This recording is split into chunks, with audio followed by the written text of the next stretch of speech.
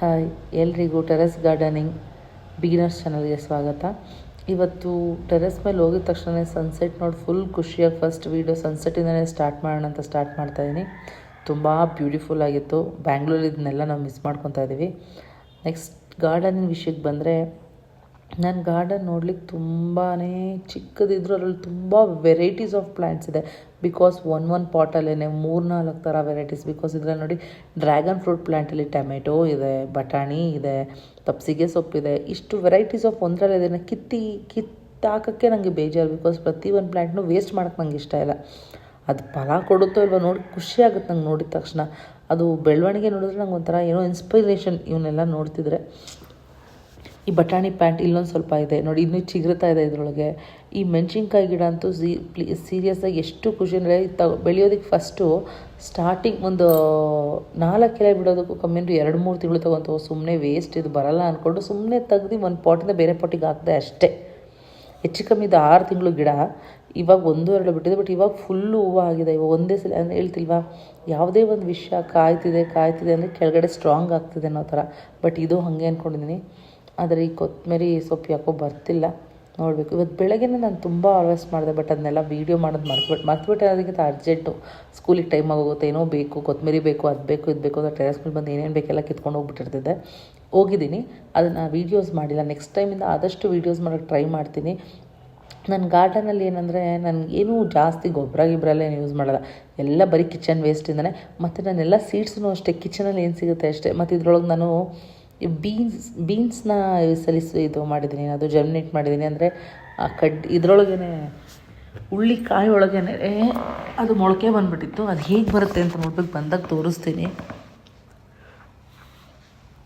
ಈ terrace gardening ನನಗೆ ಎಷ್ಟು ಖುಷಿ ಕೊಡುತ್ತೆ ಅಂದರೆ, ಪ್ರತಿಯೊಂದು ಇನ್ಸ್ಪೈರ್ ಆಗಿಬಿಟ್ಟಿದ್ದೀನಿ ಈ ಗಾರ್ಡನಿಂಗಿಂದ. Means everything start from zero ಅನ್ನೋ ಥರ ನಾನು ಆಗ್ತಾ ಏನೂ ಇರಲ್ಲ. ಇವಾಗ ಎಷ್ಟಿದೆ ಅಂದರೆ, ಹೆಚ್ಚು ಕಮ್ಮಿ ನಾನು ಒಂದು ಲೈನ್ ಒಂದು 10 ಅಡಿ ಜಾಗದಲ್ಲಿ ಯೂಸ್ ಮಾಡ್ಕೊಂಡಿದ್ದೀನಿ ಅಷ್ಟೇ.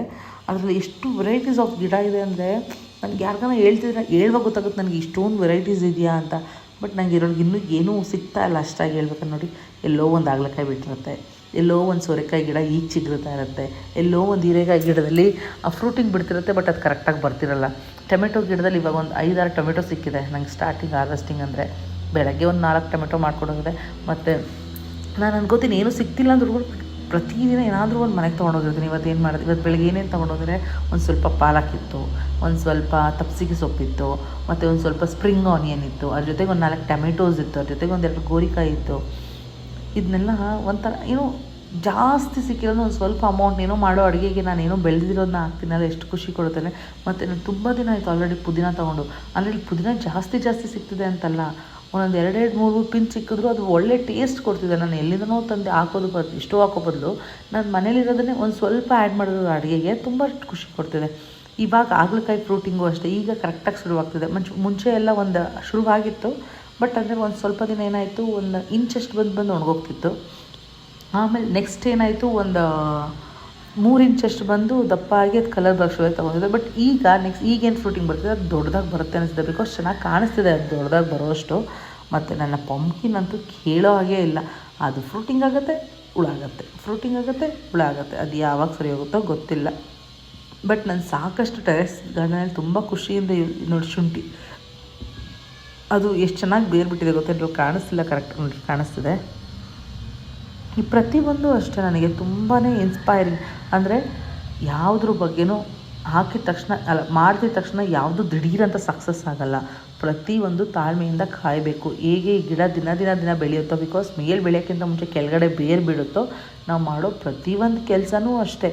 ಫಸ್ಟು ಬೇಸ್ ಸ್ಟ್ರಾಂಗ್ ಆಗಬೇಕು. ಅಂದರೆ ಏನೋ ಮಾಡ್ತಿದ್ದೀವಿ, ಇವಾಗ ಏನೋ ಒಂದು ಬಿಸ್ನೆಸ್ ಮಾಡ್ತಿದ್ದೀವಿ, ಈಗ ಹಾಕಿದ ತಕ್ಷಣ ಲಕ್ಷ ವ್ಯಾಪಾರ ಆಗಲ್ಲ, ಇಲ್ಲ ಸಾವಿರ ವ್ಯಾಪಾರ ಆಗಲ್ಲ. ಸ್ಟಾರ್ಟಿಂಗ್ ಆಗೋದೇ 10 ರೂಪಾಯಿಂದ ಇರಲಿ. ಫಸ್ಟ್ ಏನಂದರೆ, ನೀನು ಏನೋ ಬಿಸ್ನೆಸ್ ಬಗ್ಗೆ ನಿನ್ನ ಎಫರ್ಟು ಬೇಸಿಗೆ ಅಂದರೆ ರೂಟ್ ಥರ ಸ್ಪ್ರೆಡ್ ಆಗಬೇಕು ಅನ್ನೋದು ತುಂಬಾ ಹೇಳ್ಕೊಟ್ಟಿದೆ ಈ ಟೆರೆಸ್ ಗಾರ್ಡನಿಂಗು. ನನಗೆ ಮುಂಚೆ ತಾಳ್ಮೆ ಅನ್ನೋದಿರಲಿಲ್ಲ, ಪ್ರತಿಯೊಂದು ದುಡುಕ್ಬಿಡ್ತಿದ್ದೆ, ಮಾಡಬೇಡಬೇಕು. ಬಟ್ ಹೀಗಾಗಲ್ಲ. ಇಟ್ಸ್ ಟೈಮ್ ಕೊಡ್ತೀನಿ, ನೋಡೋಣ. ಇವತ್ತು ಕಷ್ಟ ಅನಿಸಿದ್ದೀನಿ, 1 ವಾರ ಬಿಟ್ಟು ಅದು ಕಷ್ಟ ಅನಿಸಲ್ಲ. ಇವತ್ತು ಮಾಡಬೇಕು ಅನಿಸಿದ್ದೀನಿ, 1 ವಾರ ಬಿಟ್ಟು ಮಾಡಬೇಕಾ ಬೇಡವಾ ಯೋಚನೆ ಮಾಡೋಕ್ಕೆ ಒಂದು ಟೈಮ್ ಕೊಟ್ಟು ಫೈನಲಿ ಸ್ಟೇಜಲ್ಲಿ ಏನು ನಾನು ಮಾಡಬೇಕು ಅನ್ಕೋತೀನಿ ಅದನ್ನು ಮಾಡ್ತಾಯಿದ್ದೀನಿ. ಬಟ್ ಅದಕ್ಕೆ ನನಗೆ ಸ್ಫೂರ್ತಿ ಅಂದರೆ ಈ ಗಾರ್ಡನಿಂಗ್. ಒಂದು ಪ್ಲ್ಯಾಂಟ್ ಅದು ಬೆಳೆಯೋಕ್ಕೆ ಎಷ್ಟು